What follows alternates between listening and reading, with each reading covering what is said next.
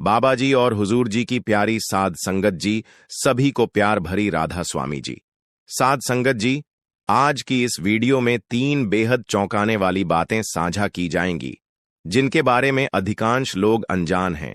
इनमें डेरे और परमार्थ से जुड़ी सच्चाई का उल्लेख होगा।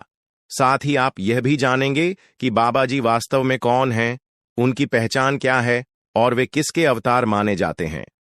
सबसे पहले बात करेंगे उस घटना की जब बाबा जी के एक पुराने और विश्वस्त सेवादार ने परमार्थ और डेरे से जुड़ी ऐसी सच्चाई उजागर की जिसे जानकर कई लोगों के होश उड़ गए। इस खुलासे को उन्होंने 60 साल की उम्र में आने के बाद संगत को बताया था। इसके बाद बाबा जी के पाठी साहब से जुड़ी एक रोचक सच्ची घटना का भी जिक्र होगा। अंत में आपको हम बताएंगे कि बाबा जी की असली हस्ती क्या है और वे किसके अवतार हैं। इस वीडियो में आपको 3 महत्वपूर्ण जानकारियां मिलेंगी, इसलिए इसे अंत तक जरूर देखें। आइए अब शुरू करते हैं परमार्थ की उस सच्चाई से जिसको जानना बहुत जरूरी है। इनका नाम है सेवादार हकीम पाल। इन्होंने बताया, मैं बचपन से ही अपने माता पिता के साथ डेरे जाया करता था। उस समय हुजूर जी गद्दी पर विराजमान थे। मेरे माता पिता नियमित रूप से डेरे जाकर सेवा किया करते थे। हालांकि उस समय मेरी उम्र महज 10 साल थी, इसलिए मुझे परमार्थ का महत्व समझ नहीं आता था। मुझे तो बस सेवा करना अच्छा लगता था। जो भी काम मिलता मैं खुशी खुशी पूरा कर दिया करता था। मेरी निष्ठा देखकर दूसरे सेवादार भी मुझसे स्नेह करने लगे। समय के साथ मेरी उम्र बढ़ी और सेवा के प्रति मेरी रुचि भी गहरी होती गई। 20 साल की उम्र में मैं अपने माता पिता के बिना भी डेरे जाकर सेवा करने लगा। हुजूर जी के दर्शन के लिए मेरे मन में ऐसी लगन पैदा हो गई थी कि मैं अक्सर डेरे जाने लगा। 1990 में जब मेरी उम्र 25 साल की हुई तो उसी साल जून में हुजूर जी ने चोला त्याग दिया। यह घटना मेरे लिए बेहद दुखदाई थी। हुजूर जी के जाने के बाद मैं कई दिनों तक डेरे नहीं गया। कुछ दिन बाद बाबा जी ने गद्दी संभाल ली। मैं फिर भी डेरे नहीं गया क्योंकि मेरा मन सिर्फ हुजूर जी को देखने के लिए तड़पता था। मेरे माता पिता ने मुझे समझाया कि गुरु कभी कहीं नहीं जाते, वे हर रूप में हमारे साथ होते हैं। बाबा जी भी हुजूर जी का ही रूप हैं। माता पिता की समझाइश से मैंने अगस्त 1990 से फिर से डेरे जाना शुरू कर दिया और सेवा करना फिर से शुरू कर दिया। मैंने वहां फिर से पूरी लगन और निष्काम भाव से सेवा करनी शुरू कर दी। मेरी निष्ठा को देखते हुए डेरे ने मुझे एक विभाग का हेड बना दिया। उन्हीं सालों में मोबाइल का चलन भी देश में आ गया था। क्योंकि मैं अब एक विभाग का हेड था, मुझे मोबाइल और गाड़ी ले जाने की अनुमति मिल गई। यहीं से मेरे जीवन में बदलाव आना शुरू हुआ। धीरे धीरे इस बड़े ओहदे और सुविधाओं ने मेरे अंदर अहंकार भर दिया और मैं खुद को अन्य सेवादारों और संगत से ऊंचा समझने लगा। मेरे अंदर अहंकार की जड़ें इतनी गहरी हो चुकी थीं कि मैं खुद को सबसे ऊपर समझने लगा था। दूसरों से बात करने का मेरा अंदाज ऐसा हो गया मानो वे सब मेरे अधीन काम करने वाले नौकर हों। संगत में से कोई मुझसे कुछ पूछता तो मैं उन्हें घमंड भरे अंदाज में जवाब देता। मुझे लगने लगा था कि मैं अब एक बेहद शक्तिशाली व्यक्ति बन चुका हूं। मैं चाहने लगा कि लोग मुझे देखते ही सलाम करें। परमार्थ के नियमों को मैं पूरी तरह भूल बैठा था, जहां न कोई छोटा होता है न बड़ा। एक दिन डेरे के प्रबंधन ने मेरे पास एक सेवादार भेजा और कहा कि उसे किसी सेवा में लगाना है। मैंने उसे काम सौंप दिया। वह व्यक्ति पूरी निष्ठा से सेवा करता था, लेकिन गरीब था, इसलिए मैं उससे ठीक से बात भी नहीं करता था। मेरे भीतर न जाने कब भेदभाव की भावना घर कर गई थी। यह सद्गुरु की कोई परीक्षा थी या कुछ और, यह तो मुझे पता नहीं, लेकिन इतना तय है कि मैं इस परीक्षा में असफल हो गया। पहले मैं हर पल सद्गुरु का शुक्र किया करता था, लेकिन अब अहंकार ने मेरी सोच पर कब्जा कर लिया था। मुझे लगने लगा था कि मुझे जो भी ओहदा मिला है वह मेरी काबिलियत की वजह से है। मैंने यह मान लिया कि जिस विभाग की जिम्मेदारी मुझे दी गई है वह केवल मेरे कारण ही चल रहा है। यह सोच इतनी बढ़ गई कि मुझे विश्वास हो गया कि अगर मैं वहां से हट गया, अगर मैंने सेवा पर जाना छोड़ दिया तो पूरा विभाग ही बंद हो जाएगा। मेरे मन पर अहंकार का ऐसा कब्जा हो गया कि मैं मालिक से दूर होता चला गया। अब न तो मेरा ध्यान भजन सिमरण में लगता और न सत्संग में। जब भी मैं भजन करने की कोशिश करता, मेरे मन में बाबा जी की जगह अपने ओहदे की छवि उभरने लगती। बाबा जी की बातों को सुनकर मैं रो पड़ा और मुझे समझ आ गया कि मेरा घमंड और भेदभाव ही मुझे सद्गुरु से दूर ले गया था। इसी कारण मेरा मन भजन सिमरन में नहीं लग पाता था। बाबा जी की बातों ने उस रात मेरा हृदय झकझोर दिया। मैं देर तक रोता रहा और सोचता रहा कि इतना बड़ा इंसान बनने के बाद भी एक्सीडेंट वाले दिन सद्गुरु ने मेरे जीवन की रक्षा की। मैंने दिल से बाबा जी से क्षमा मांगी और निश्चय किया कि 4 महीने का यह कष्ट खुशी खुशी सहूंगा। 4 से 5 महीने बाद जब मैं थोड़ा चलने फिरने लायक हुआ तो एक दिन डेरे गया। वहां जाकर देखा कि जिस विभाग का मैं इंचार्ज था, अब उसकी जिम्मेदारी उसी सेवादार को दी गई थी जिसे मैंने गरीबी के कारण छोटा समझा था। उसे देख मेरी आंखें भर आईं। वह दौड़कर मेरे पास आया और बोला, भाई जी, आप आ गए। अब आप ही इस जिम्मेदारी को संभालें, मेरे बस की बात नहीं है। उसकी विनम्रता ने मुझे भीतर तक झकझोर दिया। मैंने आंसुओं के साथ कहा, भाई, यह जिम्मेदारी सद्गुरु ने मुझे सौंपी है तो तुझे ही निभानी होगी। मुझे तो कोई छोटी मोटी सेवा दे देना, जितना मुझसे होगा मैं कर लूंगा। मैं अंदर ही अंदर हैरान था। जिस व्यक्ति के साथ मैंने बुरा व्यवहार किया था, वह आज इतना विनम्र होकर मेरा स्वागत कर रहा था। अगर उसकी जगह कोई और होता तो शायद मेरा चेहरा देखना भी पसंद नहीं करता। लेकिन यह भाई, जो अब विभाग का इंचार्ज बन चुका था, फिर भी पूरी तरह सरल और विनम्र था। मैंने उस दिन परमार्थ का असली अर्थ समझा। जहां मैं और मेरा जैसी भावनाएं आ जाईं, वहां समझना चाहिए कि मालिक हमें अपने जहाज से नीचे उतार देते हैं। यह केवल परमार्थ में ही नहीं, बल्कि जीवन के हर क्षेत्र में लागू होता है। अहंकार और भेदभाव किसी बड़े अपराध से कम नहीं है। साध संगत जी, आगे हम आपको एक ऐसी घटना बताएंगे जब एक सेवादार ने संगत के बीच और बाबा जी के सामने यह कहा कि बाबा जी किसके अवतार हैं। लेकिन उससे पहले पाठी साहब की एक अहम घटना सुन लीजिए। हुजूर जी उस समय गद्दी पर विराजमान थे। डेरे में शब्दों की सेवा देने वाले सेवादार थे, जिनकी आवाज बहुत मधुर थी। हुजूर जी ने उनकी आवाज सुनी और उन्हें पाठी की सेवा दे दी। जहां भी हुजूर जाते, उन्हें अपने साथ ले जाते। धीरे धीरे पाठी के भीतर यह भावना आ गई कि हुजूर जी का मेरे बिना काम नहीं चलता, क्योंकि मेरी आवाज इतनी मधुर है। एक दिन हुजूर जी उन्हें दिल्ली के पूसा रोड पर सत्संग के लिए ले गए। सत्संग से पहले जब शब्द गाए जा रहे थे, पाठी साहब और हुजूर स्टेज पर बैठे थे। जैसे ही सत्संग का समय हुआ, पाठी साहब ने बाणी पढ़नी शुरू की, लेकिन उनके गले से आवाज ही नहीं निकल पाई।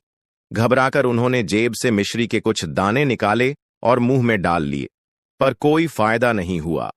फिर उन्होंने गला साफ करने वाली गोली खाई, लेकिन स्थिति जस की तस रही।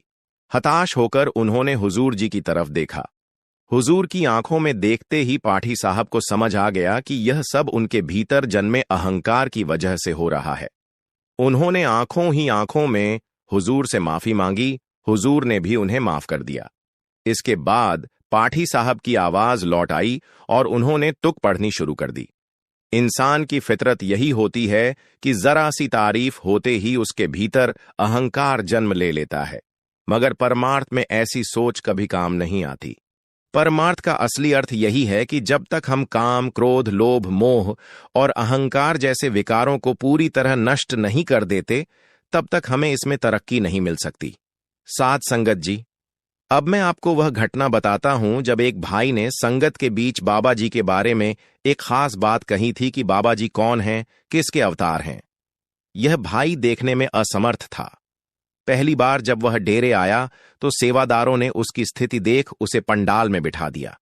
जहां बाबा जी का सत्संग होने वाला था, सत्संग सुनने के बाद इस भाई के भीतर नाम लेने की तीव्र इच्छा जाग गई। सत्संग समाप्त होते ही उसने सेवादारों से बाबा जी से मिलने की जिद की। जब सेवादारों ने पूछा कि क्यों मिलना चाहते हो, लेकिन उसकी दृष्टिहीनता के कारण सेवादारों ने उसे बाहर कर दिया। वह जिद पर अड़ गया और बोला, अगर मुझे नामदान नहीं दिया जा सकता तो मुझे अपने गुरु से मिलवा दीजिए। मैं खुद उनसे पूछूंगा कि मुझे नामदान क्यों नहीं मिल सकता। यह बात बाबा जी तक पहुंची और बाबा जी ने सेवादारों को उस अंधे आदमी को बाहर बैठाने को कहा। बाबा जी सब जानते थे। जब संगत को नामदान दिया जा चुका था, तब बाबा जी ने उस भाई को बुलाया और कहा, भाई यहां आ और मेरी तरफ देख, ये चेहरा तेरे बहुत काम आएगा। जैसे ही उसने बाबा जी की तरफ देखा, कुछ सेकंड के लिए उसकी आंखों की रोशनी लौट आई। बाबा जी का चेहरा देखते ही उसकी आंखों से आंसू बहने लगे। बाबा जी ने उसे नामदान दिया और कुछ ही समय में उस भाई ने अपनी साधना से शब्द को प्रकट कर लिया। एक दिन सत्संग में वह फिर आया और बीच में खड़े होकर कुछ कहने की विनती करने लगा। बाबा जी ने उसे बैठने को कहा, लेकिन थोड़ी देर बाद वह फिर खड़ा हो गया। सेवादारों ने उसे बिठा दिया। सत्संग समाप्त होने के बाद वह फिर खड़ा हुआ और बाबा जी से बोलने की अनुमति मांगी। बाबा जी ने हंसते हुए कहा, चला ले भाई, कौन सी बंदूक चलानी है। इस पर वह भाई संगत से मुखातिब हुआ और बोला, भाइयों और बहनों, यह जो आपके सामने बैठे हैं, यह कोई साधारण इंसान नहीं है। इन्हें आप इंसान समझने की भूल मत करना, ये खुद परमात्मा के अवतार हैं। उसने आगे बताया कि कुछ महीने पहले बाबा जी ने उस पर कृपा की थी, जिससे उसे ज्ञान की प्राप्ति हुई। उसने कहा, पिछले जन्म में मैं एक चील था और डेरे के पास रेलवे स्टेशन के आसपास रहता था। एक दिन कुछ सेवादार वहां सेवा कर रहे थे और पेड़ के नीचे बैठकर लंगर कर रहे थे। रोटी का एक टुकड़ा जमीन पर गिरा, जिसे मैंने उठा लिया और खा लिया, लेकिन मेरी भूख नहीं मिटी तो मैं शिकार की तलाश में उड़ गया। चील जाति को मांस प्रिय होता है। मैंने देखा कि एक कुत्ता रेलवे लाइन पर अधमरी हालत में पड़ा हुआ है। मैं उसके पास गया और उसकी आंखें निकालकर खा ली। इसी कारण इस जन्म में मुझे आंखों की रोशनी नहीं दी गई। फिर उसकी आवाज भावुक हो गई। उसने कहा, लेकिन मेरे बाबा जी ने मुझ पर इतनी कृपा की और मुझे सब कुछ दे दिया, क्योंकि मैंने लंगर की रोटी का एक टुकड़ा खाया था। मालिक ने इस जन्म में मुझे अपनी शरण में स्थान दिया। मुझे इस बात का कोई अफसोस नहीं कि मेरी आंखों की रोशनी नहीं है, क्योंकि मेरे सद्गुरु, मेरे रब ने मुझे वह सब कुछ दिया है जिसकी मुझे जरूरत थी। अब मेरे जीवन में किसी और चीज की कोई कमी नहीं है। ये केवल परमात्मा की महिमा हो सकती है, और इसलिए मैं आप सबसे कहता हूं कि उन्हें साधारण इंसान मत समझना, ये सच में रब हैं।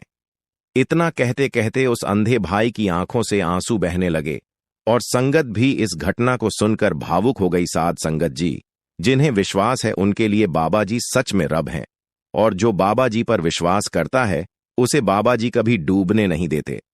उसका हाथ हमेशा थाम कर रखते हैं और बड़ी से बड़ी मुसीबत में उसका साथ देते हैं। और जिन्हें विश्वास नहीं, उनके लिए बाबा जी एक आम इंसान ही हैं।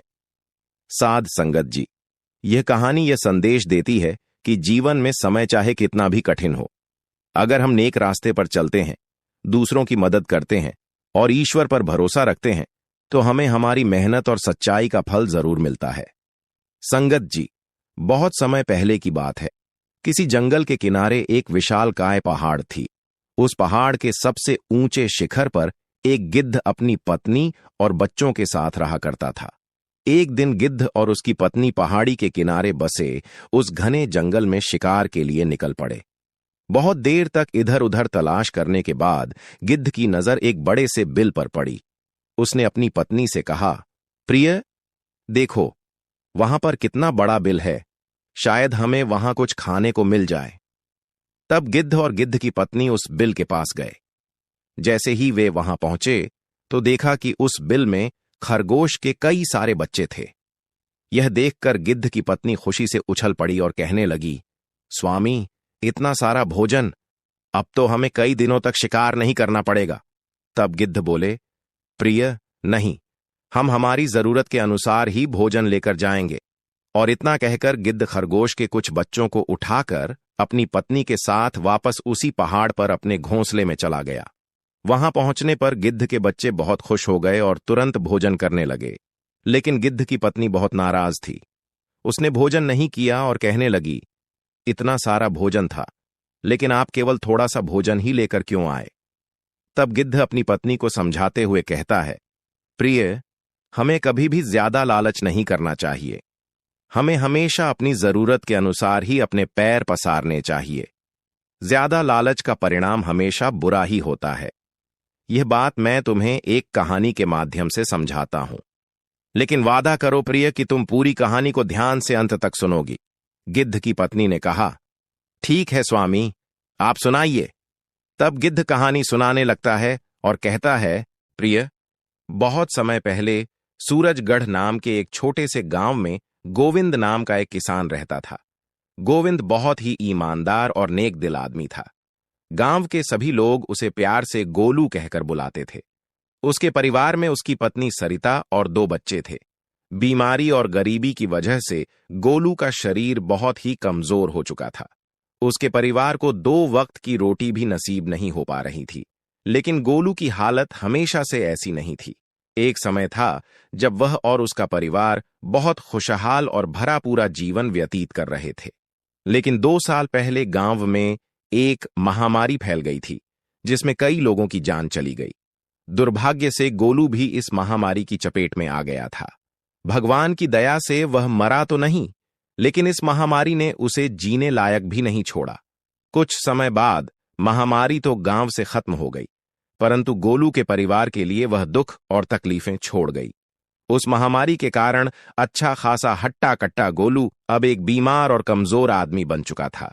वैद्य और हकीम से उसने बहुत इलाज करवाया, लेकिन उसकी हालत में कोई सुधार नहीं हुआ।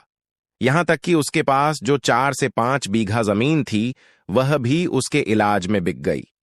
अब उसके परिवार की हालत यह थी कि घर में खाने के लिए अन्न का एक दाना भी नहीं था।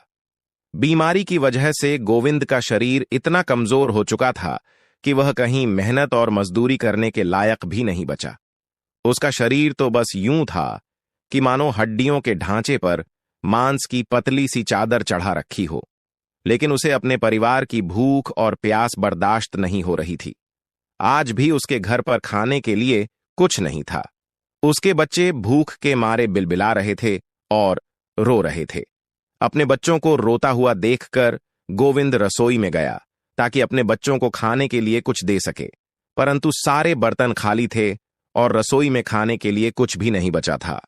यह देखकर उसकी पत्नी कहने लगी, आप कोई रोजगार क्यों नहीं ढूंढ लेते?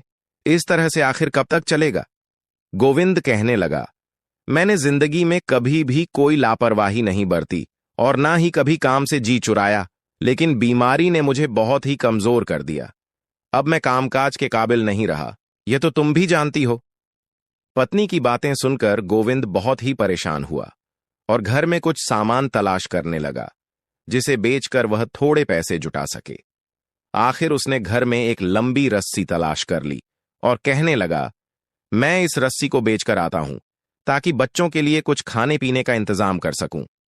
गोविंद की बातें सुनकर उसकी पत्नी कहने लगी, आज तो खा लेंगे, लेकिन कल क्या करेंगे? गोविंद कहने लगा, अरे भाग्यवान, आज की व्यवस्था करने दो।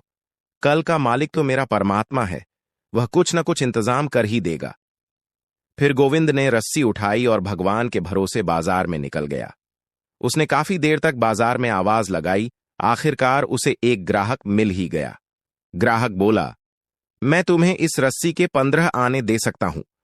गोविंद ने कहा, लेकिन इस रस्सी की कीमत इससे कहीं ज्यादा है। मैंने कुछ ही दिनों पहले इसे 20 आने में खरीदा था। अब ग्राहक समझ चुका था कि गोविंद अपने किसी जरूरत के लिए इस रस्सी को बेचना चाहता है। वह कहने लगा, मैंने जो इस रस्सी की कीमत लगाई है वह बिल्कुल ठीक है। अगर तुम रस्सी बेचना ही चाहते हो तो रस्सी को मेरे हवाले करो और 15 आने ले लो, वरना जाओ कोई दूसरा ग्राहक ढूंढ लो। डूबते को तिनके का सहारा। गोविंद ने वह रस्सी 15 आने में उस आदमी को दे दी।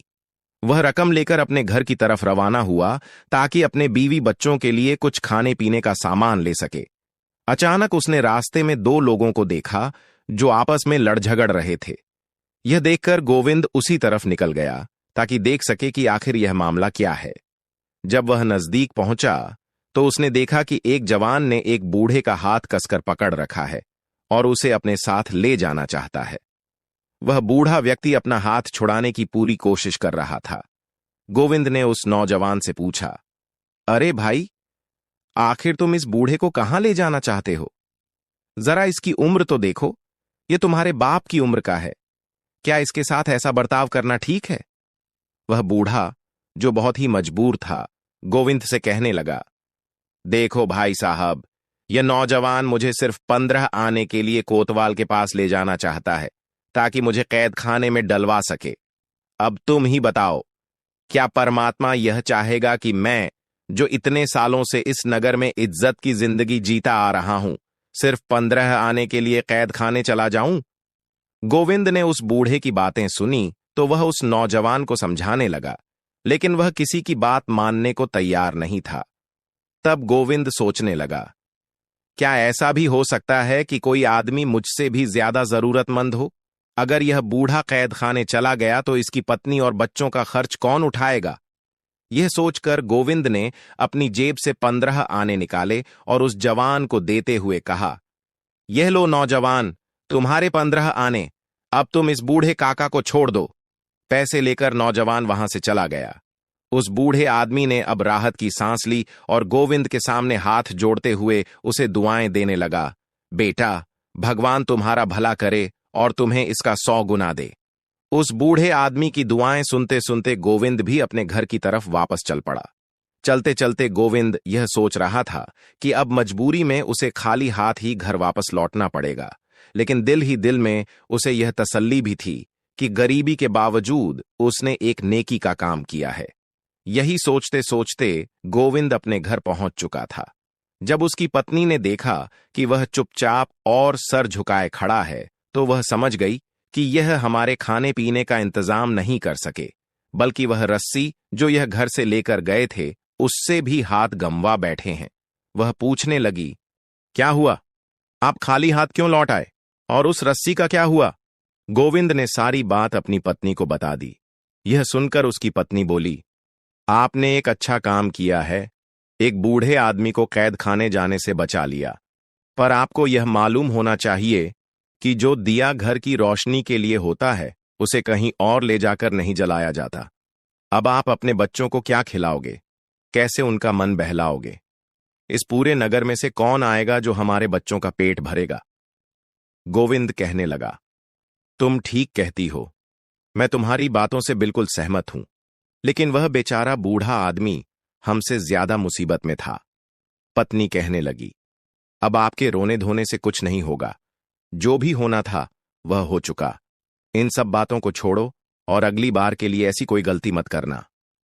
गोविंद जानता था कि उसकी पत्नी की बातें कड़वी जरूर हैं, लेकिन सच हैं।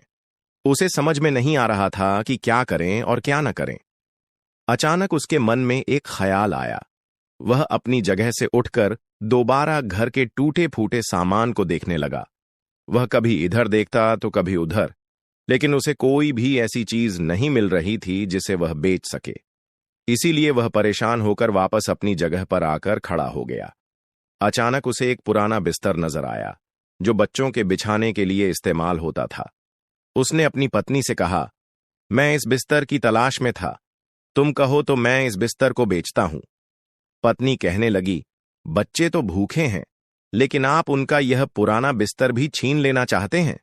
गोविंद कहने लगा, अच्छा हुआ कि तुमने खुद ही कह दिया कि बच्चे भूखे हैं। इसीलिए जरूरी बात यह है कि उनके खाने पीने का इंतजाम किया जाए। पुराने बिस्तर के होने या न होने से क्या फर्क पड़ जाएगा? उसकी पत्नी ने जब यह देखा कि इस बिस्तर की गोविंद की नजरों में कोई कीमत नहीं है, तो वह आंसू बहाने लगी और कहने लगी, ठीक है, समेट लो इसे और बेच डालो, लेकिन याद रखना, इसे कम दामों पर मत बेचना, ताकि कुछ दिनों तक तो हमारे बच्चों का पेट भर सके। गोविंद के पास अब कहने को कोई बात नहीं थी, इसलिए उसने अपना सिर झुकाए चुपचाप बिस्तर को लपेटा और घर से बाहर निकल गया। वह चलता गया, चला गया और फिर एक ऐसे बाजार में पहुंच गया जहां पर नई और पुरानी चीजों का व्यापार होता था। गोविंद ने उस बिस्तर को बेचने के लिए आवाजें लगाईं, परंतु बहुत कम ही खरीदार उसकी तरफ आ रहे थे। जो थोड़े बहुत आ भी रहे थे, वे इस बिस्तर को इधर उधर पलट कर देखते, उसमें कई तरह की कमियां निकालते और फिर आगे बढ़ जाते। आखिरकार एक ऐसा खरीदार भी आ गया जिसे वह बिस्तर पसंद आ गया था। उस आदमी ने बिस्तर की कीमत पूछी तो गोविंद कहने लगा, 10 आने।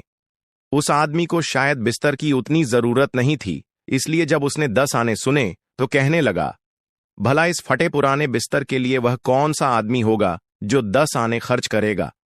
यह कहकर वह खरीदार आगे बढ़ गया और फिर गोविंद से दूर जाने लगा। लेकिन गोविंद भागकर उसके पास गया।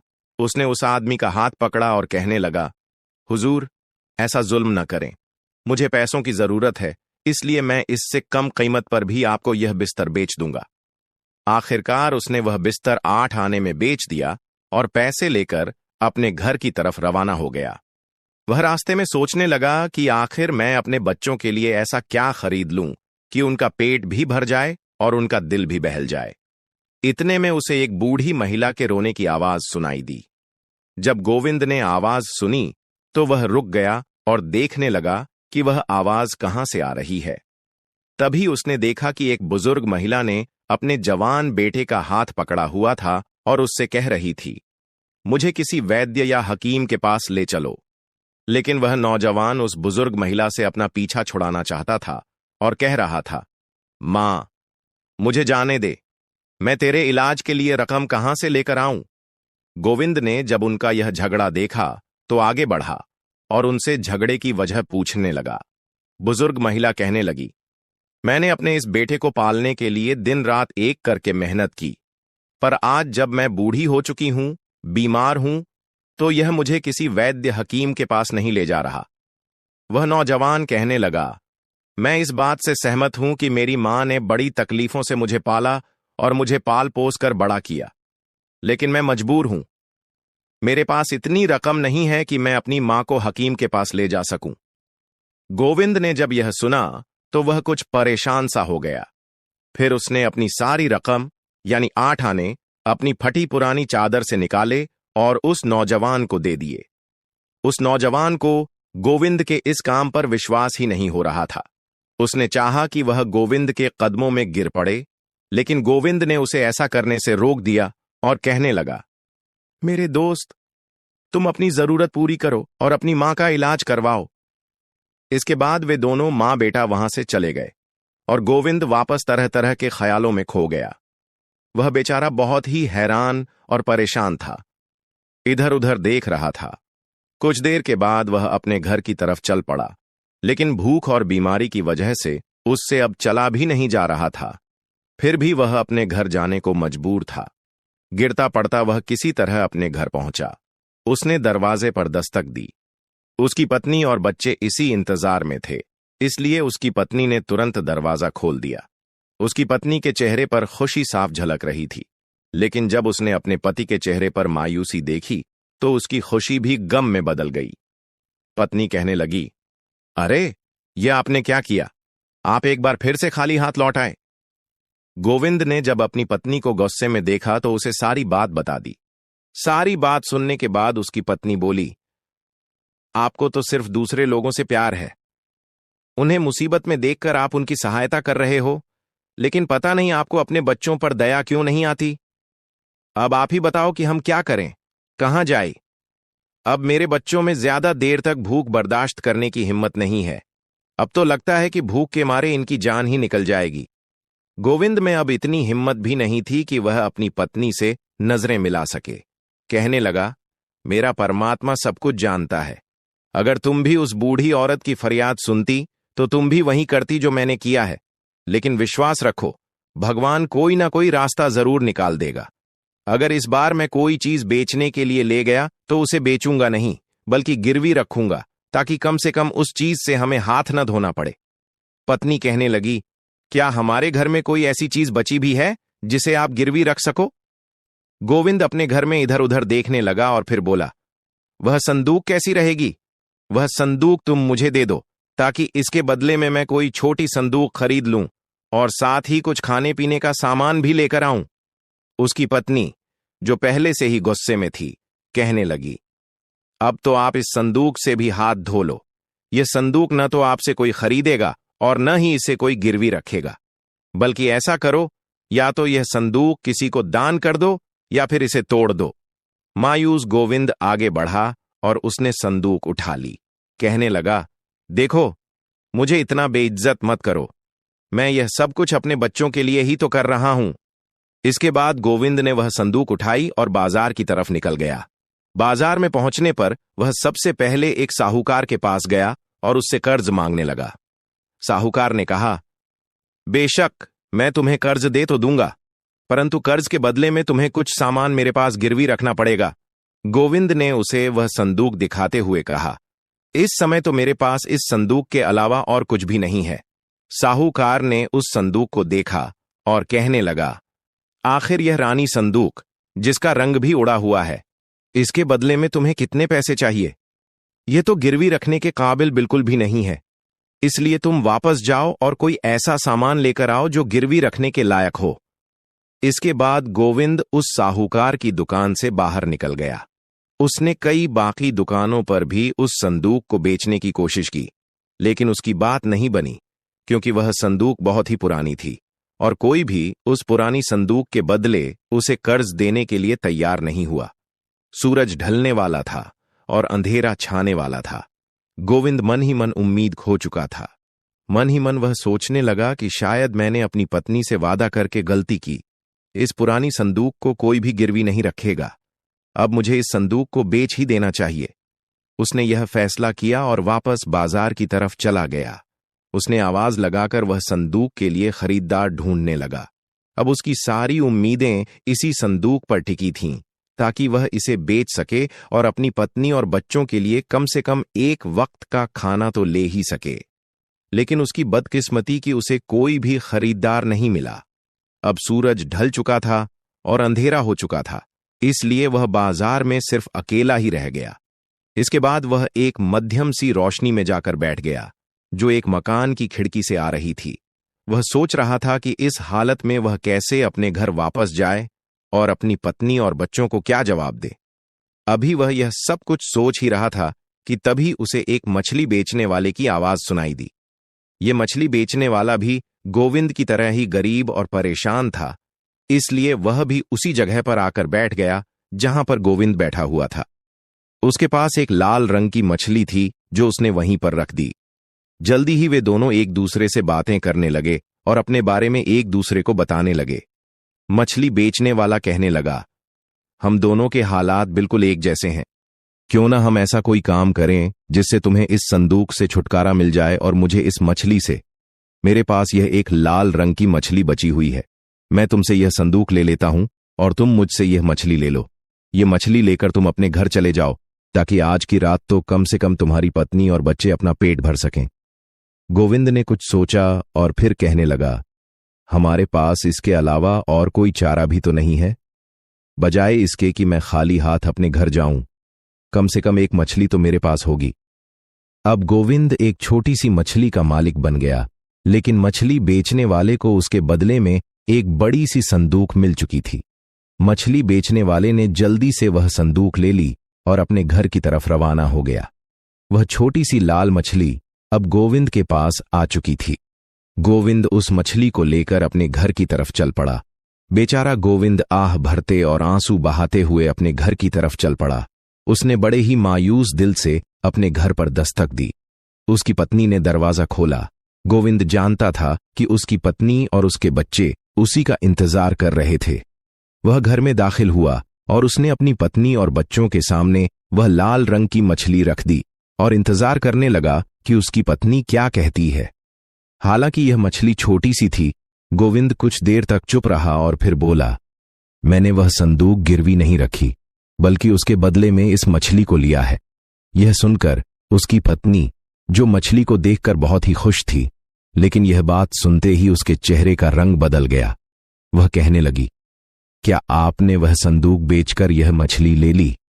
अब हमारे घर में बचा ही क्या है? आपने तो जाने से पहले मुझसे यह वादा किया था कि आप वह संदूक बेचोगे नहीं, बल्कि उसे गिरवी रखोगे। गोविंद सर झुकाए अपनी पत्नी की बातें सुन रहा था। वह सिर्फ इतना ही कह सका, उस पुरानी संदूक को कोई भी गिरवी रखने को तैयार नहीं था। मैं मजबूर था, इसलिए मुझे संदूक के बदले में यह मछली लेनी पड़ी। उसकी पत्नी, जो कि बहुत ही नाराज थी, अपनी जगह से उठी और एक थाल ले आई। उसने मछली को काटकर उसे साफ करना शुरू किया। वह इसी तरह से मछली साफ कर रही थी कि तभी हैरानी से कहने लगी, अरे ये क्या है जो चांद की तरह चमक रहा है? गोविंद आगे बढ़ा और जब उसने मछली के पेट में देखा तो खुशी से चिल्लाने लगा, मोती, अरे भाग्यवान, ये तो कीमती मोती है। गोविंद के चिल्लाने से उसका उदास घर खुशी से भर गया था। वह रात उसकी पत्नी और उसके बच्चों ने ईश्वर से प्रार्थना करते हुए गुजार दी और खुशी से फूले नहीं समाये। अब वे सुबह का इंतजार करने लगे कि कब जौहरी अपनी दुकान खोलेगा। इस बार उसकी पत्नी भी गोविंद के साथ बाजार गई थी। अभी जौहरी ने अपनी दुकान खोली ही थी कि गोविंद और उसकी पत्नी उसके पास पहुंच गए। गोविंद वह मोती जौहरी के हाथ में देते हुए बोला, सेठ जी, इस लाल कीमती मोती के बदले मुझे कितनी स्वर्ण मुद्राएं मिलेंगी? जब जौहरी ने उस मोती को जांचा तो उसे पता चला कि यह मोती तो वाकई कीमती है। इसीलिए उसने उसे मोती के बदले में अशर्फियों से भरी 3 थैलियां दे दीं। इस बार वह खाली हाथ नहीं था, बल्कि उसके दोनों हाथों में अशर्फियों से भरी हुई थैलियां थीं। धन को पाकर गोविंद और उसकी पत्नी बहुत खुश थे, मानो सारा जग जीत लिया हो। इस दौलत से उसने अपने लिए एक अच्छा मकान बनवाया, जिसमें सुख सुविधा का सारा सामान इकट्ठा किया गया।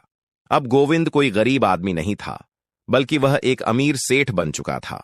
अब तो गोविंद के दिन बदल चुके थे।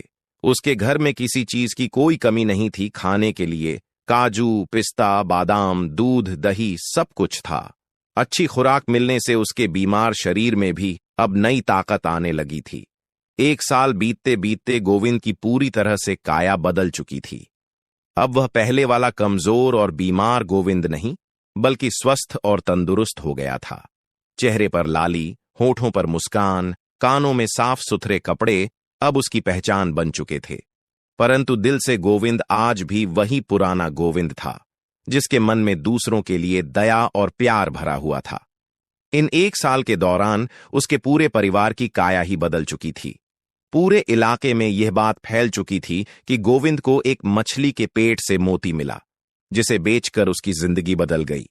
समय के साथ धीरे धीरे यह बात उस मछली बेचने वाले तक भी पहुंच गई, जिसने वह मछली गोविंद को संदूक के बदले में दी थी। जब उसे इस बात का पता चला कि उसकी दी हुई मछली से गोविंद अमीर आदमी बन गया है, तो उसने मन में विचार किया कि क्यों न मैं गोविंद के पास जाऊं और उस मछली के बदले में कुछ और रकम मांगूं, क्योंकि उसकी दी हुई मछली की वजह से ही आज गोविंद एक सेठ बन चुका था। यह सोचकर वह मछली बेचने वाला अगले दिन गोविंद के घर जा पहुंचा। जब गोविंद ने उसे देखा तो देखते ही पहचान लिया और अपने स्वभाव के मुताबिक उसने मछली वाले को देखते ही कहा, आओ दोस्त, कैसे हो तुम? तुम्हारी वजह से ही आज मेरी किस्मत बदल चुकी है। गोविंद ने उसकी खूब खातिरदारी की और फिर जब वे दोनों बातें करने बैठे तो मछली बेचने वाला कहने लगा, गोविंद भाई, मेरी दी हुई मछली के कारण ही तुम एक सेठ बने हो। उसी में से तुम्हें कीमती मोती मिला था, तो क्या मुझे इनाम में कुछ मिलना नहीं चाहिए? उसकी यह बात सुनकर गोविंद एक पल के लिए हैरान रह गया, परंतु फिर मुस्कुराते हुए कहने लगा, हां दोस्त, तुम्हारे साथ मैंने जो सौदा किया था, उसी की वजह से मैं आज इतना मालदार हो गया हूं। तुम यहीं पर ठहरो, मैं अभी तुम्हारे लिए कुछ लेकर आता हूं। यह कहते हुए गोविंद अंदर गया और एक थैली लेकर बाहर आया। वह थैली उसने मछली बेचने वाले को दी और कहने लगा, दोस्त, इसमें पूरी 100 सोने की अशर्फियां हैं। मेरे में इतनी रकम इनाम के तौर पर तुम्हारे लिए काफी रहेगी। उस आदमी ने जब अशर्फियों से भरी हुई थैली देखी तो उसकी आंखों में चमक आ गई, लेकिन उसके मन में लालच आ चुका था।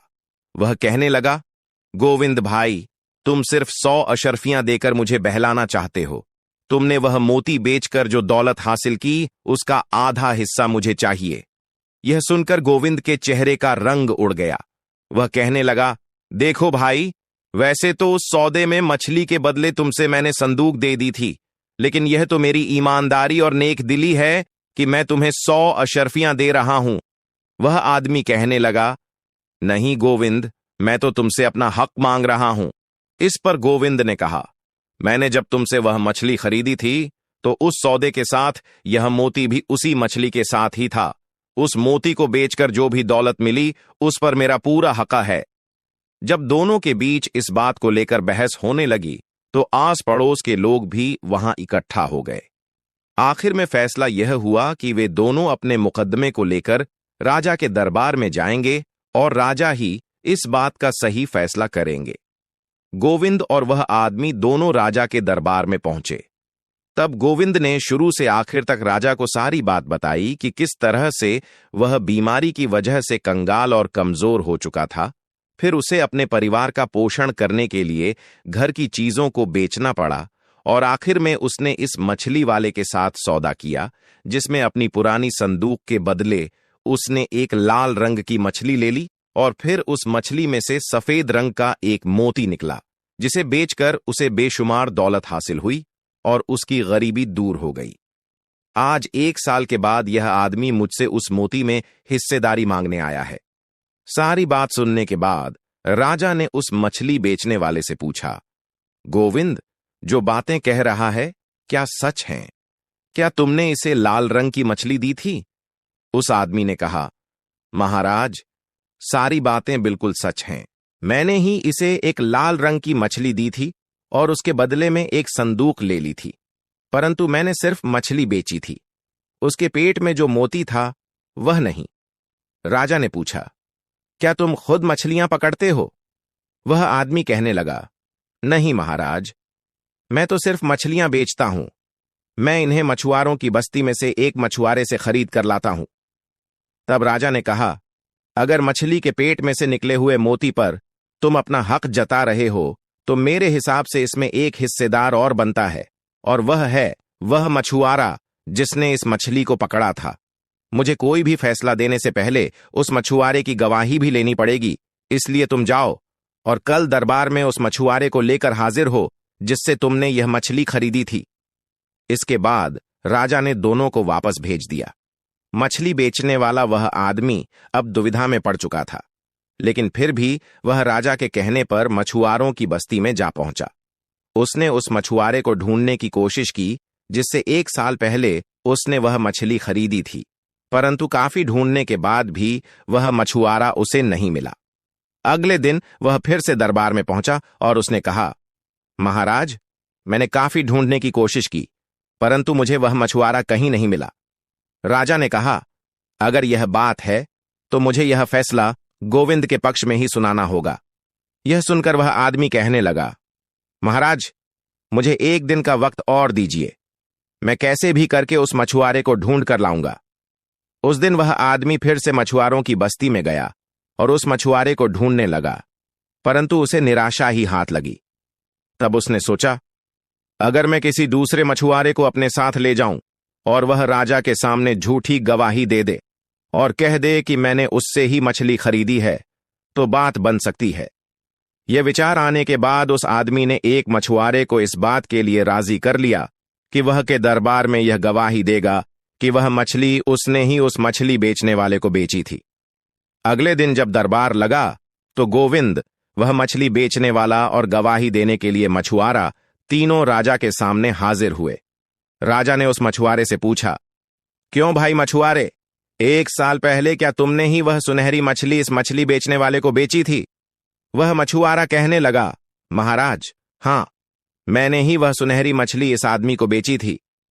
यह सुनकर राजा कुछ पल के लिए चुप रहा और फिर उसने मछली बेचने वाले की तरफ देखा और बोला, असल बात तो यह है कि उस मछली के पेट में से जो कुछ भी निकला हो उस पर अब तुम्हारा कोई हक नहीं है, क्योंकि उस समय जो सौदा हुआ था उसके अनुसार तुम्हें मछली के बदले में संदूक दी जा चुकी है। मैं यह फैसला तुम्हें पहले दिन भी सुना सकता था, लेकिन मैं तो सिर्फ तुम दोनों की नीयत और ईमानदारी को परखना चाहता था।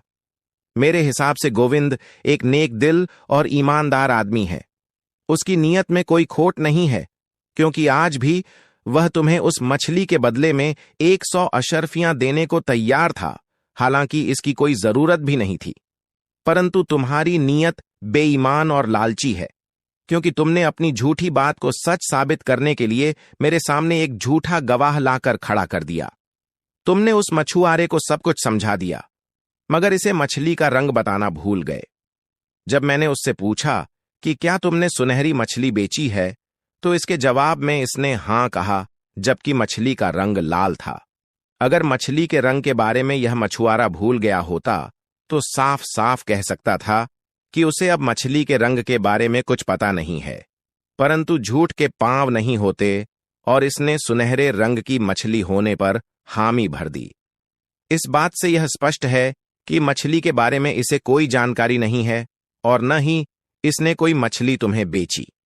तुम इसे झूठी गवाही देने के लिए दरबार में लेकर आए हो। नियम के मुताबिक तो तुम्हें इसकी सजा मिलनी चाहिए और तुम पर जुर्माना होना चाहिए, लेकिन मैं इसका फैसला गोविंद पर छोड़ता हूं। राजा का फैसला सुनकर मछली बेचने वाला आदमी थर थर कांपने लगा। उसे लगा कि अब गोविंद उसके लिए बहुत ही सख्त सजा सुनाएगा। राजा ने कहा, कहो गोविंद, तुम इस गुनहगार को क्या सजा देना चाहते हो? गोविंद बोला, महाराज, यह बात सच है कि यह आदमी लालच में आकर झूठ और फरेब का सहारा लेकर मुझसे दौलत ठगना चाहता है, परंतु एक सच यह भी है कि इसकी दी हुई मछली के कारण ही मैं अमीर बना हूं। इसलिए मेरी गुजारिश है कि इसे छोड़ दिया जाए और मैं अपनी खुशी से इसे 100 सोने की अशर्फियां इनाम में देना चाहता हूं। यह सुनते ही मछली बेचने वाला वह आदमी गोविंद के पैरों में गिर गया और कहने लगा, भाई, लालच ने मुझे अंधा कर दिया था, परंतु तुमने मुझ जैसे लालची इंसान पर भी दया की। इसके लिए मैं सारी जिंदगी तुम्हारा आभारी रहूंगा। गोविंद ने उसे उठाया और कहा, दोस्त, तुम्हें अपनी गलती का पछतावा है, इससे अच्छी बात और क्या हो सकती है। यह कहते हुए वे दोनों बड़ी खुशी के साथ राजा के दरबार से लौटे और फिर गोविंद ने उसे 100 अशर्फियों से भरी हुई एक थैली दे दी। जब बाकी लोगों को इस बारे में पता चला तो वे सब भी गोविंद की तारीफ करने लगे। अब पूरे इलाके में गोविंद की इज्जत और भी बढ़ गई थी। इस तरह कहानी के अंत तक पहुंच गए। गिद्ध ने कहा, प्रिय, इसीलिए मैंने कहा था कि हमें जो मिले उसी में खुश रहना चाहिए। ज्यादा लालच हमेशा नुकसानदेह होता है। गिद्ध की पत्नी को गिद्ध की बात अच्छी तरह समझ आ गई और उसने अपना गुस्सा त्याग कर दोनों ने खुशी से भोजन किया। ये कहानी ईमानदारी, लालच और न्याय पर आधारित है। गोविंद, जो गरीबी से जूझ रहा था, अपनी पुरानी संदूक के बदले एक मछली खरीदता है, जिससे उसे एक बहुमूल्य मोती प्राप्त होता है। वह मोती बेचकर अमीर बन जाता है। 1 साल बाद मछली बेचने वाला आदमी मोती में हिस्सेदारी मांगता है। मामला राजा के दरबार में पहुंचता है, जहां राजा बुद्धिमानी से उसकी बेईमानी को उजागर करता है, लेकिन गोविंद अपने बड़े दिल का परिचय देते हुए न केवल उसे माफ कर देता है, बल्कि उसे 100 अशर्फियां भी इनाम में देता है। इससे यह सीख मिलती है कि ईमानदारी और उदारता का सदा सम्मान होता है, जबकि लालच अंततः हार जाता है। साध संगत जी, यह थी हमारी आज की वीडियो। ऐसी ही रूहानी सत्संग साखियां सुनने के लिए चैनल को सब्सक्राइब जरूर करें। जी राधा स्वामी जी।